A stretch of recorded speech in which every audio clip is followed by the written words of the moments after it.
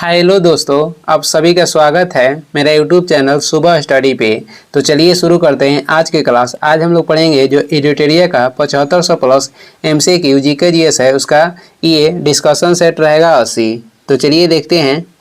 इसमें पहला क्वेश्चन हो जाएगा। पहला क्वेश्चन है, सार्वजनिक पद का अधिकार कैसा अधिकार है। जो सार्वजनिक पद का अधिकार है ये आपको बताना है कि कैसा अधिकार है। तो ये जो अधिकार है नागरिक अधिकार है। ऑप्शन हो जाएगा बी। सार्वजनिक विभाग की स्थापना करेगा किसके द्वारा किया गया था। तो ये लॉर्ड डलहौजी के द्वारा किया गया था। वोट देने का अधिकार आपसे पूछेगा तो ये हो जाएगा राजनीतिक अधिकार।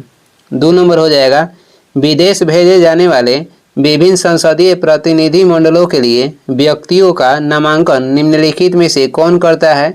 विदेश भेजे जाने वाले विभिन्न संसदीय प्रतिनिधि मंडलों के लिए जो व्यक्तियों का नामांकन कर रहा है निम्नलिखित में से कौन करता है। तो लोकसभा का अध्यक्ष। ऑप्शन हो जाएगा डी। वही किसी व्यक्ति के अगर विदेशी सामान पाना हो या सामान कोई मिलता है तो इसका आदेश लेते हैं किससे। तो राष्ट्रपति से। आगे बढ़ेंगे। 3 नंबर हो जाएगा, निम्न में से किसे संसद सदस्य न होते हुए भी संसद को संबोधित करने का अधिकार प्राप्त है। तो किसे प्राप्त है, भारत का अटॉर्नी जनरल को। ऑप्शन हो जाएगा बी। और ये भारत के पहला कानूनी अधिकारी होते हैं जिसकी नियुक्ति कौन करते हैं। तो राष्ट्रपति। 4 नंबर हो जाएगा, हमारे राष्ट्रीय ध्वज के मध्य में स्थित धर्म चक्र का जो रंग होता है ये कैसा होता है। तो ये होता है गहरा नीला। ऑप्शन हो जाएगा ए। ये कैसा होता है, गहरा नीला होता है। हमारे राष्ट्रीय ध्वज को संविधान सभा के द्वारा कब अपनाया गया था। 22 जुलाई 1947 को। 5 हो जाएगा, भारत में कुल कितने क्षेत्रीय परिषद हैं। भारत में कुल कितने क्षेत्रीय परिषद है। तो 5 हैं। और भारत में कहेगा कि वेद की संख्या कहेगा कितनी है। तो वेद की संख्या 4 हो जाएगा। वेदांग की संख्या हो जाएगा 6। और भारत जो है कह रहा है कि भारत के साथ कितने ऐसे देश हैं जो कि थल और स्थल यानी कि थल और जल दोनों के साथ लगल हैं, यानी कि स्थल कह सकते हैं और जल के साथ यानी कॉम्बाइंड। तो ये हो जाएगा बांग्लादेश, म्यांमार और पाकिस्तान। ये ऐसे 3 देश हैं जो कि स्थल से और जल से दोनों से सटे हुए हैं। आगे देखेंगे। 6 नंबर हो जाएगा, किस राष्ट्रपति के निर्वाचन के समय दूसरे चक्र की मतगणना करनी पड़ी थी।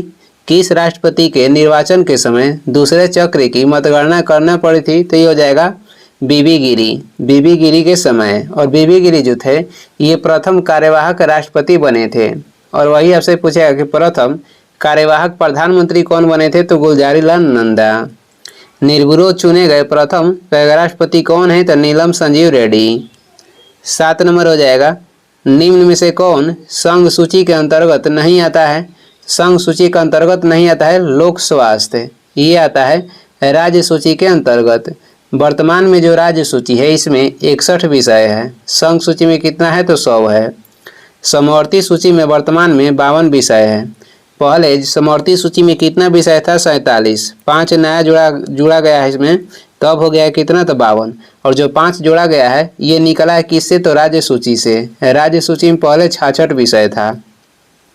आगे देखेंगे। 8 नंबर हो जाएगा, राज्य लोक सेवा आयोग के सदस्यों का कार्यकाल कितने वर्षों का होता है। राज्य लोक सेवा आयोग के जो सदस्य होते हैं इनका कार्यकाल कितने वर्षों का होता है। तो ये होता है 6 वर्ष का। और राज्यसभा के जो सदस्य होते हैं इनका भी कार्यकाल होता है 6 वर्ष के। राज्य लोक सेवा आयोग के जो सदस्यों का कार्यकाल है 6 वर्ष या 65 वर्ष, जो भी पहले हो उसमें ये लागू होता है। 9 नंबर हो जाएगा, पील कमीशन की सिफारिशों के बाद भारतीय सैनिकों तथा यूरोपीय सैनिकों की संख्या का अनुपात कितना था। तो ये था 2:1। जो पील कमीशन है इसका संबंध किससे है। तो 1857 के क्रांति से। आगे देखेंगे। अगला हो जाएगा, किसने कहा था कि कांग्रेस याचना करने वाली संस्था है। किसने कहा था कि कांग्रेस जो है याचना करने वाली संस्था है। तो ये कहे थे बिपिन चंद्र पाल। ऑप्शन हो जाएगा सी। लॉर्ड कर्जन कांग्रेस के बारे में क्या कहे थे। तो लॉर्ड कर्जन कहे थे कि कांग्रेस जो है अपने पतन की ओर लड़खड़ा रही है और मेरी अभिलाषा ये है कि जब तक गिर न जाए मैं से उसे देखता रहूं। तो ये कर्जन के द्वारा कहा गया था। बाल गंगाधर तिलक क्या बोले थे कांग्रेस के बारे में। तो ये बोले थे कि कांग्रेस जो है भीख मांगने वाली संस्था है। ये जब गरम दल में शामिल हुए तब बोले थे कांग्रेस जो है ये भीख मांगने वाली संस्था है या भीख मांगने की राजनीति ये करती है। पंजाब केसरी के नाम से किन्हें जाना जाता है? लाला लाजपत राय को। आगे बढ़ेंगे, अगला हो जाएगा 11 नंबर है सुलेखन क्या है? तो जो सुलेखन है, सुलेखन क्या है? सुलेखन हो जाएगा सुंदर हस्तलेखन। ऑप्शन हो जाएगा ए। मूर्ति कला का सर्वाधिक जो विकास हुआ था ये कुषाण काल में हुआ था।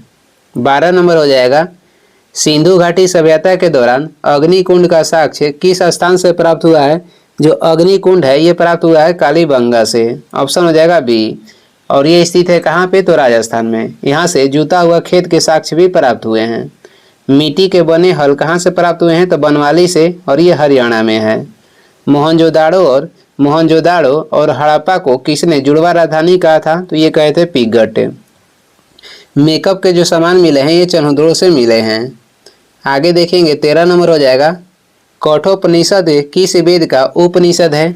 कठोपनिषद जो है ये किस वेद का उपनिषद है? तो ये यजुर्वेद के उपनिषद है। यजुर्वेद गद और पद ये दोनों में लिखा गया है। सभा और समिति प्रजापति की 2 पुत्री हैं, इसका उल्लेख किस वेद में मिलता है? तो ये मिलता है अथर्ववेद में। इसमें जादू टोना का उल्लेख भी मिलता है। भारतीय संगीत के जनक कहा जाता है सामवेद को। गोत्र शब्द का पहली बार उल्लेख ऋग्वेद में मिलता है। 14 हो जाएगा किस प्रसिद्ध शासक ने कलिंग को मगध क्षेत्र में मिलाया था? तो कलिंग को मगध क्षेत्र में कौन मिलाए थे? महापद नंद, और ये नंद वंश के संस्थापक थे। कलिंग के युद्ध कलिंग के युद्ध हुआ था ये कब? अशोक जो थे, अशोक संबंधित थे कलिंग के युद्ध से, और ये हुआ था 261 ईसा पूर्व में। पाटलिपुत्र शहर की स्थापना किसके द्वारा किया गया था? उदयन के द्वारा। आगे बढ़ेंगे 15 नंबर हो जाएगा किस अभिलेख में गौतमी पुत्र सातकर्णी की विजय का उल्लेख है? तो किस अभिलेख में इसका उल्लेख है? नासिक अभिलेख में। ऑप्शन हो जाएगा ए। कौशाम्बी अभिलेख कहाँ स्थित है? तो उत्तर प्रदेश में। बेसनगर का अभिलेख जो है ये मध्य प्रदेश में है। और रुद्रदामन के संबंध हो जाएगा जूनागढ़ अभिलेख से। 16 नंबर हो जाएगा जिल ए इलाही की उपाधि किस प्रसिद्ध शासक ने धारण की थी? जिल ए इलाही के कहरा उपाधि किस प्रसिद्ध शासक ने धारण की थी? तो ये धारण किए थे बलबन। ऑप्शन हो जाएगा सी। पहली बार नहर निर्माण किसने करवाया था? गयासुद्दीन तुगलक। और सर्वाधिक कौन करवाए? तो सर्वाधिक करवाए थे फिरोज शाह तुगलक। बाजार नियंत्रण प्रणाली की स्थापना किसके द्वारा की गई थी? अलाउद्दीन खिलजी के द्वारा। पागल बादशाह की संज्ञा किसे दी गई है? मोहम्मद बिन तुगलक को। और ये सबसे पढ़ा लिखा शासक था सल्तनत काल में। चालीसा दल के जो था चालीसा दल की स्थापना किया गया था इल्तुतमिश के द्वारा। और चालीसा दल की समाप्ति कहेगा कौन किए थे? तो ये किए थे बलबन। आगे बढ़ेंगे 17 नंबर हो जाएगा किस देश के सहयोग से राजा महेंद्र प्रताप ने काबुल में अंतरिम सरकार की स्थापना की थी? तो ये किस देश के सहयोग से किए थे? जर्मनी के सहयोग से। ऑप्शन हो जाएगा बी। काला वन कहाँ पे पाया जाता है? तो काला वन जर्मनी में पाया जाता है। काला पर्वत कहेगा तो भूटान में पाया जाता है। किसानों का देश या सुंदरियों का देश कहा जाता है फ्रांस को। उगते सूर्य के देश किसे कहते हैं? जापान को। और डूबते सूर्य के देश कहा जाता है ब्रिटेन को। सोवियत संघ रूस का विघटन यानी कब हुआ था? सोवियत संघ जो है रूस के विघटन हुआ था 1991 में 15 गणतंत्र में हुआ था। कंचनजंगा पर्वत हिमालय के किस श्रेणी के अंतर्गत आता है? जो कंचनजंगा है ये पर्वत हिमालय के किस श्रेणी के अंतर्गत आता है? तो ये आपको आता है बृहत हिमालय के अंतर्गत। ऑप्शन हो जाएगा बी। जास्कर श्रेणी है ये ट्रांस हिमालय के अंतर्गत आता है। और जो हिमालय है इसका नवीनतम भाग कहेगा तो शिवालिक हो जाएगा, जिसे पात प्रदेश भी कहते हैं। आगे हो जाएगा 19 नंबर मालदीव एवं मिनिकॉय के मध्य कौन सा चैनल अवस्थित है? मालदीव एवं मिनिकॉय के मध्य कौन सा चैनल है जो कि अवस्थित है? तो हो जाएगा 8 डिग्री चैनल। ऑप्शन हो जाएगा ए। लक्षद्वीप और मिनिकॉय के बीच कौन सा चैनल है? तो 9 डिग्री चैनल। लघु अंडमान एवं कार निकोबार को कौन सा स्थित है? तो 10 डिग्री चैनल। 20 नंबर हो जाएगा 20 नंबर है बिहार जलप्रपात निम्नलिखित में से किस नदी पर स्थित है? बिहार जलप्रपात स्थित है टोंस नदी पे। ऑप्शन हो जाएगा डी। गोकक जो झरना है ये गोकक नदी पे कहाँ पे स्थित है? तो कर्नाटक। गुजरात की जीवन रेखा किस नदी को कहते हैं? नर्मदा नदी को गुजरात की जीवन रेखा कहा जाता है। और सबसे अधिक जो नर्मदा नदी है ये बहती है मध्य प्रदेश में। आगे बढ़ेंगे, 21 हो जाएगा, लाल मिट्टी का लाल रंग जो है किसकी उपस्थिति के कारण होता है? लाल मिट्टी के जो लाल रंग है ये होता है लौह अयस्क की उपस्थिति के कारण। ऑप्शन हो जाएगा बी। लोहा का सबसे अच्छा अयस्क कहेगा तो मैग्नेटाइट हो जाएगा। और लोहा के जो हेमेटाइट है, हेमेटाइट जो अयस्क है ये भारत में सबसे अधिक पाया जाता है। अच्छा कहेगा तो ये हो जाएगा मैग्नेटाइट। आगे बढ़ते हैं, 22 नंबर हो जाएगा, कुल्सी एवं धनसिरी किसकी सहायक नदी है? कुल्सी एवं धनसिरी जो है ये किस नदी के सहायक नदी है? तो ब्रह्मपुत्र के। ऑप्शन हो जाएगा सी। तीस्ता भी कहेगा तो ब्रह्मपुत्र की सहायक नदियां है। चंबल, बेतवा तथा केन जो कहेगा ये यमुना के सहायक नदी है। कृष्णा की सहायक नदी हो जाएगा पंचगंगा, दूधगंगा, मूसी और मालप्रभा, ये सभी कृष्णा नदी के सहायक नदी है। 23 है, निम्नलिखित में से किस झील की अवस्थिति केवल एक देश में है? तो ये हो जाएगा मिशिगन झील जो कि अमेरिका में है। सुपीरियर झील ये अमेरिका और कनाडा में स्थित है। आगे देखेंगे, 24 नंबर हो जाएगा, फॉकलैंड जलधारा का संबंध किस महासागर से है? जो फॉकलैंड जलधारा है ये ठंडी जलधारा है, इसका संबंध हो जाएगा अटलांटिक महासागर से। ऑप्शन हो जाएगा सी। डियागो गार्सिया कहेगा तो ये हिंद महासागर में स्थित है। सबसे बड़ा महासागर हो जाएगा प्रशांत महासागर। 25 नंबर देखेंगे, भारत में द्वितीय जो हरित क्रांति है इसकी शुरुआत कब हुई थी? भारत में द्वितीय हरित क्रांति की जो शुरुआत हुई थी 1983-84 में हुआ था। और पहला हरित क्रांति की शुरुआत जो था 1967-68 में हुआ था। हरित क्रांति जो शब्द है ये विलियम गॉड ने दिया था। और हरित क्रांति के पिता विश्व में हो जाएंगे नॉर्मन बोरलॉग। और भारत में कहेगा हरित क्रांति के पिता कौन है? M S Swaminathan. आगे बढ़ेंगे, 26 देखेंगे, निम्नलिखित में से कौन सा दर्रा उत्तराखंड में अवस्थित नहीं है? तो कौन सा दर्रा है जो कि उत्तराखंड में नहीं है? ये हो जाएगा नाथुला दर्रा। नाथुला दर्रा कहाँ है? तो ये है सिक्किम में। दीफू दर्रा अरुणाचल प्रदेश में स्थित है। तुजू दर्रा कहेगा तो मणिपुर में है। ये सब महत्वपूर्ण है जो कि एग्जाम में आता रहता है। तुजू दर्रा मणिपुर में है, दीफू दर्रा अरुणाचल प्रदेश में, लिपुलेख दर्रा, माना दर्रा और नीति दर्रा ये कहाँ है? तो तीनों है उत्तराखंड में। 27 देखेंगे, रिजर्व बैंक ऑफ इंडिया का प्रतीक चिन्ह निम्न में से क्या है? रिजर्व बैंक ऑफ इंडिया के जो प्रतीक चिन्ह है ये हो जाएगा ताड़ वृक्ष के सामने एक बाघ है। ऑप्शन हो जाएगा सी।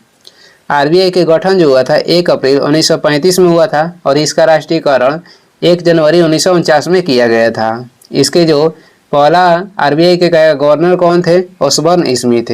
उप गवर्नर के था तो ये केजी उदेसी। और आरबीआई के प्रथम भारतीय गवर्नर जनरल कौन बने? सीडी देशमुख।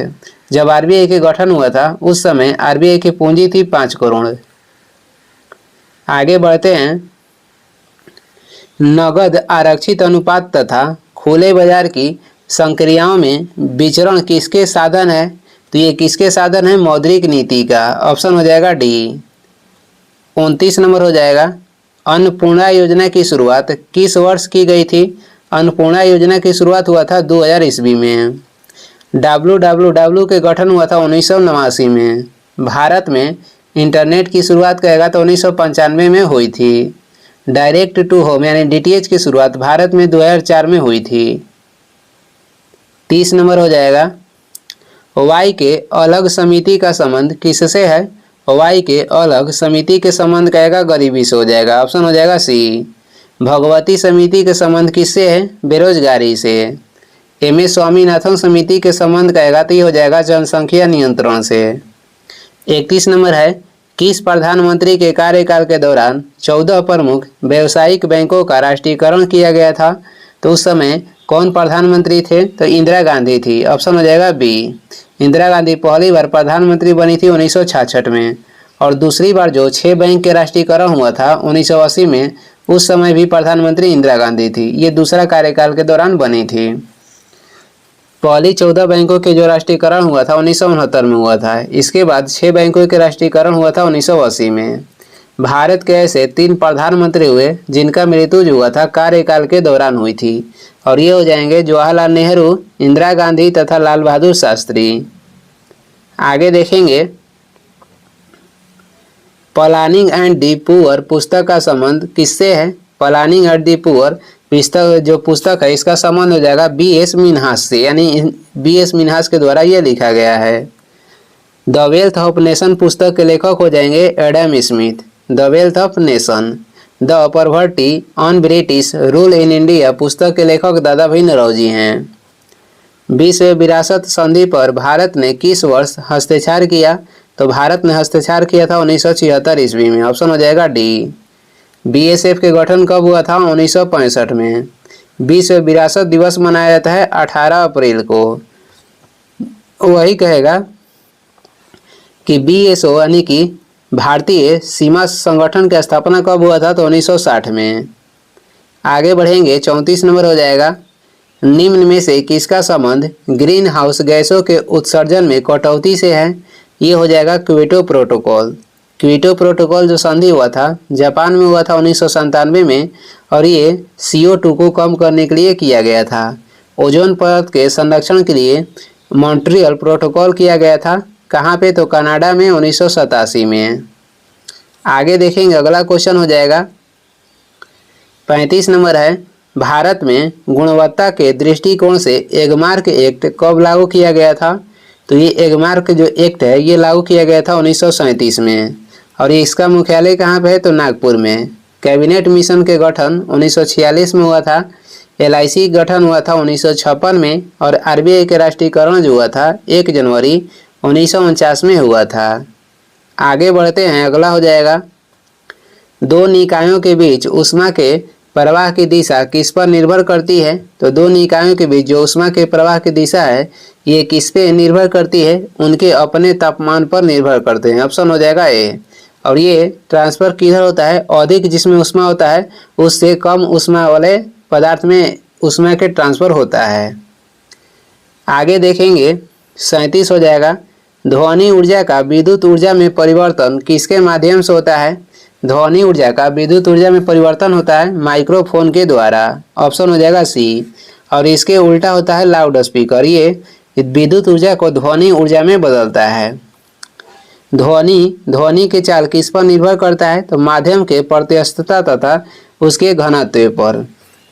आगे देखेंगे ध्वनि का दाब पर प्रभाव नहीं पड़ता है। निम्नलिखित में से कौन आभासी बल का उदाहरण है। तो इसमें से आभासी बल के कह रहा है कि कौन सा उदाहरण है तो आभासी बल का उदाहरण हो जाएगा अपकेंद्रीय बल। अपकेंद्रीय बल को आभासी बल भी कहते हैं। क्षयकारी बल किसे कहा जाता है। क्षयकारी बल कहा जाता है घर्षण बल को। सबसे मजबूत बल कहेगा तो नाभिकीय बल हो जाएगा और सबसे कमजोर बल कहेगा तो गुरुत्वाकर्षण बल है। 39 नंबर हो जाएगा विद्युत चालकता की यूनिट क्या है। विद्युत चालकता की यूनिट होता है महो। प्रतिरोध के हो जाएगा ओम। 40 नंबर देखेंगे जब शुद्ध जल में डिटर्जेंट डाला जाता है तो पृष्ठ तनाव पर क्या प्रभाव पड़ता है। जब शुद्ध जल में डिटर्जेंट डाला जाता है तो शुद्ध जो पृष्ठ तनाव है इस पर क्या प्रभाव पड़ेगा इसका पृष्ठ तनाव घट जाता है। वही शुद्ध जल में नमक या अशुद्धि मिलाने पे पृष्ठ तनाव क्या होता है बढ़ जाता है। शुद्ध जल में अगर डिटर्जेंट डालिएगा तो ये उसका पृष्ठ तनाव घट जाता है और इसी प्रक्रिया से जो कपड़ा है ये साफ होता है। और उसी में कहेगा शुद्ध जल में अशुद्धि या नमक मिलाने पे उसका पृष्ठ तनाव क्या होता है बढ़ जाता है। वर्षा बूंद जो है ये गोलाकार होता है पृष्ठ तनाव के कारण। पृष्ठ तनाव के SI मात्रक न्यूटन प्रति मीटर होता है। और पृष्ठ तनाव किस पे निर्भर करता है द्रव्य के प्रकृति तथा द्रव्य के ताप पर। पृष्ठ तनाव निर्भर करता है द्रव्य के प्रकृति तथा उसके ताप पर। आगे बढ़ते हैं 41 हो जाएगा वायुमंडल में पाई जाने वाली गैसों का प्रतिशत के आधार पर सही अवरोही क्रम कौन सा है। यानी कि वायुमंडल में जो गैस पाई जाती है उसके प्रतिशत के आधार पे ये अवरोही क्रम बताना यानी कि घटते क्रम में। सबसे अधिक पाया जाता है नाइट्रोजन कितना तो 78%। उसके बाद पाया जाता है ऑक्सीजन और ये पाया जाता है 21%। उसके बाद आर्गन पाया जाता है 0.93% और उसके बाद पाया जाता है कार्बन डाइऑक्साइड 0.003%। ऑप्शन हो जाएगा सी। 42 नंबर क्वेश्चन हो जाएगा जल गैस निम्नलिखित में से किसका मिश्रण है? जो जल गैस है ये CO प्लस H2 का मिश्रण है। ऑप्शन हो जाएगा बी। इसे भाप अंगार गैस भी बोलते हैं। प्रोड्यूसर गैस कहेगा तो CO प्लस N2 का मिश्रण है। 43 हो जाएगा। रेयान का निर्माण निम्न में से किससे किया जाता है? तो रेयान के जो निर्माण होता है ये होता है सेलुलोज से। ऑप्शन हो जाएगा डी। और सेलुलोज जो है ये क्या है? तो प्राकृतिक बहुलक है। आगे बढ़ेंगे, 44 नंबर हो जाएगा। रेडियो सक्रियता निम्न में से किसका प्रमुख गुण है?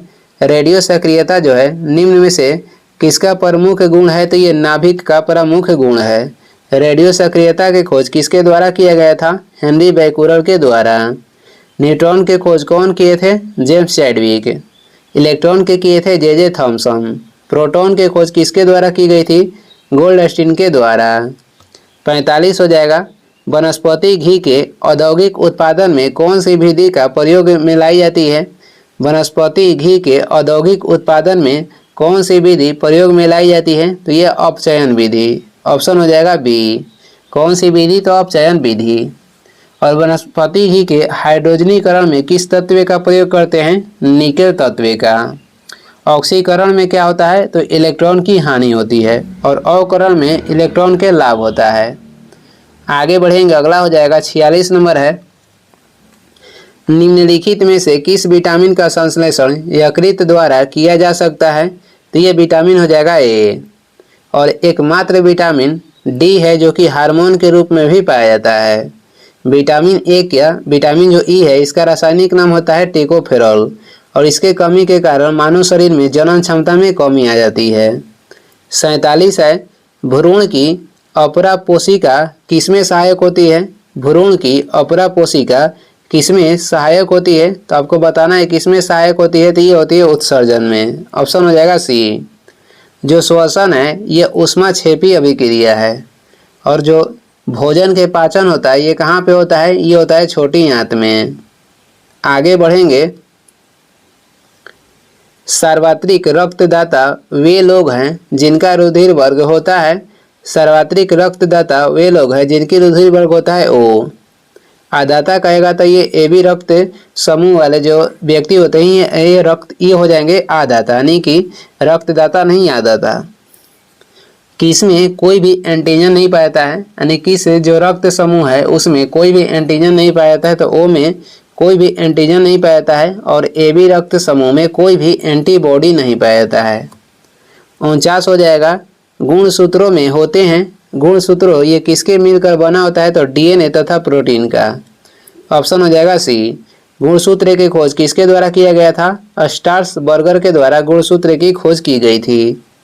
आगे बढ़ेंगे, अगला क्वेश्चन हो जाएगा। यकृत में